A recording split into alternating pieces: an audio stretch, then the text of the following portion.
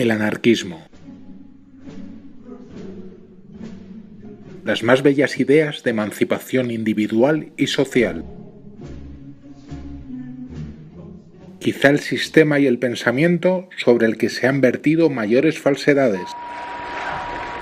Resulta ya un lugar común decir que la historia la escriben los vencedores, y en el caso de la Revolución Rusa, durante mucho tiempo se nos contó de manera simplista que un grupo de revolucionarios, comandados por Lenin, tomó el Palacio de Invierno y dio lugar al primer gran régimen socialista. Hoy en día, después del fracaso de aquel sistema, y con otra historiografía oficial dominante, yo creo que es francamente complicado que se dé protagonismo en la historia a las masas y a sus organizaciones autónomas frente a cualquier forma de poder.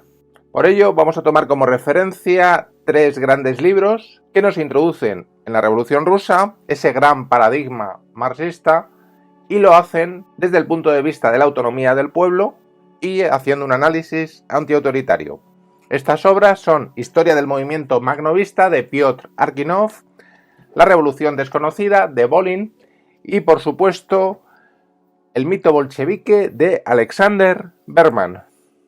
En el caso de la obra de Volin, se repasa de manera sucinta la historia de Rusia a partir de 1825, año del fracasado motín de los decembristas, en donde el poeta Pushkin fue un simpatizante, para detenerse luego en 1905 y, por supuesto, en la Revolución de 1917. Finalmente, el aplastamiento de todo intento verdaderamente revolucionario por parte de los bolcheviques en 1921. Volin narra los acontecimientos utilizando como fuente testigos directos y se arroja así luz sobre hechos oscuros o interesadamente tergiversados por historiadores afines al régimen bolchevique. La revolución desconocida echa por tierra las mentiras históricas de defensa de un régimen inaceptable y finalmente contrarrevolucionario. Frente a la simpleza tan manida de que fue Stalin quien pervirtió la revolución, tal y como sostuvo Trotsky, podemos leer las siguientes palabras. ¡Qué simple! Aún demasiado simple para dar explicación de nada. La explicación está, sin embargo, bien señalada. El estalinismo fue la consecuencia natural del fracaso de la verdadera revolución,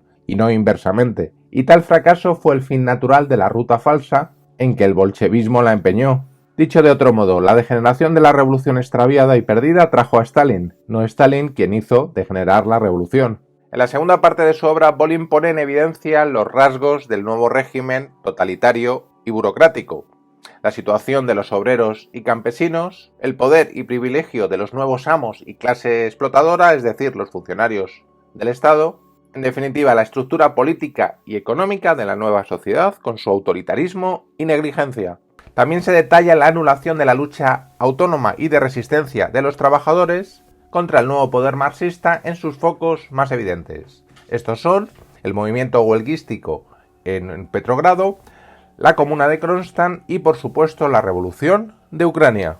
La realidad es que los bolcheviques tomaron el poder gracias a que gran parte del pueblo confió el destino de la revolución a un partido. Este, a medida que se consolidaba en el poder, fue anulando las conquistas revolucionarias. Gran parte de las masas comprendieron el error, trataron de enmendarlo, tomaron la iniciativa para recuperar su autonomía. Las ideas anarquistas al mismo tiempo se fueron extendiendo. A los libertarios de Ucrania muy pronto se unieron los sublevados de Kronstadt que reclamaban un soviet libre bajo la autogestión obrera. La realidad es que el nuevo Estado socialista, consciente del peligro para su existencia, aplastó de manera impecable cada uno de estos focos. Por un lado a los anarquistas, pero también a cualquier forma de descontento y disidencia.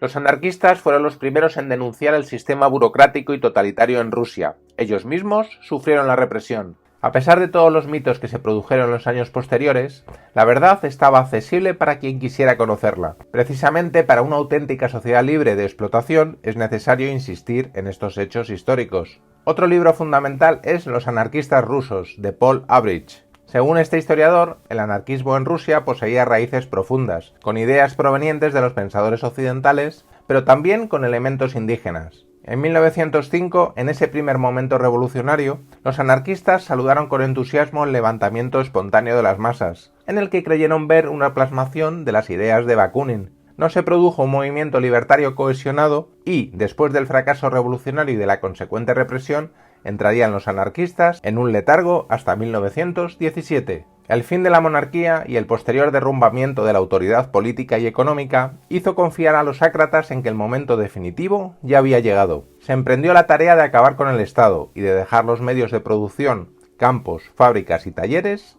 en manos del pueblo. En la etapa de la insurrección y de la guerra civil, los anarquistas intentaron con todo su empeño llevar a cabo su programa de acción directa: control obrero de la producción, creación de comunas libres en el campo y en la ciudad, combate sin cuartel contra los enemigos de la sociedad libertaria. Desgraciadamente, frente a los intentos de construir una sociedad de libertad e igualdad plenas, un nuevo despotismo se levantó sobre las ruinas del viejo. Alexander Berman, en 1925, al final de esta obra, del mito bolchevique, y después de ser testigo de infinidad de hechos intolerables en los que trató de vislumbrar la verdadera intención revolucionaria del nuevo poder, llegó a la siguiente conclusión: el bolchevismo es el pasado, el futuro pertenece al ser humano y su libertad. A pesar de llegar a esta conclusión, hay que decir que Berman, años atrás, sí consideraba sinceramente que Lenin y los bolcheviques podían ser la auténtica vanguardia de emancipación de los trabajadores. Hasta que no observó él mismo la realidad, Berman siguió confiando en eso de que los marxistas, en última instancia, son también anarquistas, ya que solo confían temporalmente en la toma del poder revolucionario para acabar convirtiendo en innecesario el Estado. Marx y Engels efectivamente aseguraron que el poder político sería solo un medio temporal.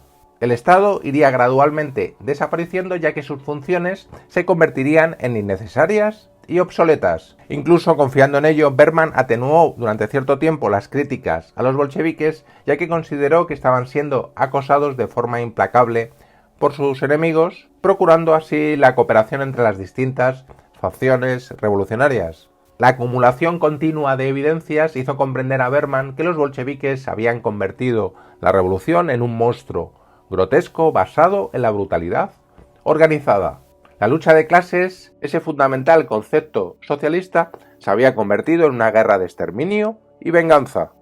Y, como es sabido, la Revolución Rusa no fue una consecuencia legítima de los postulados de Marx, ya que el desarrollo de las fuerzas productivas no habían tenido el debido desarrollo dentro del capitalismo, fundamental, según Marx, para que se produzca el aumento y organización del proletariado. Nada de eso había ocurrido en Rusia, país eminentemente rural en el que no existía antagonismo entre el desarrollo del capitalismo, inexistente, y la clase obrera industrial, débil.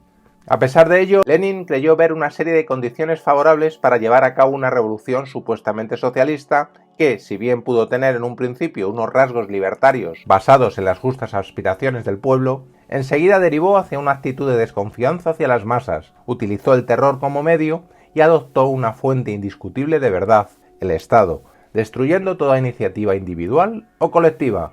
Si la teoría de Marx y Engels consideraba al Estado como un medio temporal para que el proletariado acabara con sus adversarios, los bolcheviques otorgaron a ese axioma sociopolítico un carácter universal. Tal y como consideraban los anarquistas desde el principio, el Estado, da igual la forma que adopte, y el esfuerzo constructivo revolucionario se convierten en incompatibles. La obra de Berman cubre el periodo del comunismo militar y de la denominada NEP, la nueva política económica, que no es sino la reintroducción del capitalismo en Rusia, una mezcla de monopolio estatal y negocios privados. Entre 1919 y 1921 es el momento de la invasión extranjera, de la guerra civil, del bloqueo, y los bolcheviques mantenían la promesa de que la política de terror y persecución cesaría después de ese periodo. Eso explica el apoyo y la esperanza de gran parte del pueblo ruso, así como la cooperación de la mayoría de los elementos revolucionarios. Después de aquellas amenazas, el régimen del terror se mantuvo y aumentó la insatisfacción en varias zonas del país. Por ejemplo, el levantamiento de los marineros, soldados y obreros de Kronstadt, lo recordaremos, fue aplastado de manera cruenta por el propio Trotsky. La dictadura comunista se mantuvo con una represión extendida incluso a la propia cúspide del partido, y además se acabó reintroduciendo el capitalismo. Nunca pudo calificarse aquello de dictadura del proletariado, ya que los obreros estaban más esclavizados políticamente y más explotados económicamente, nos relata Berman, que en cualquier otro país. La represión de la vida social y cultural de un país producen debilidad y estancamiento.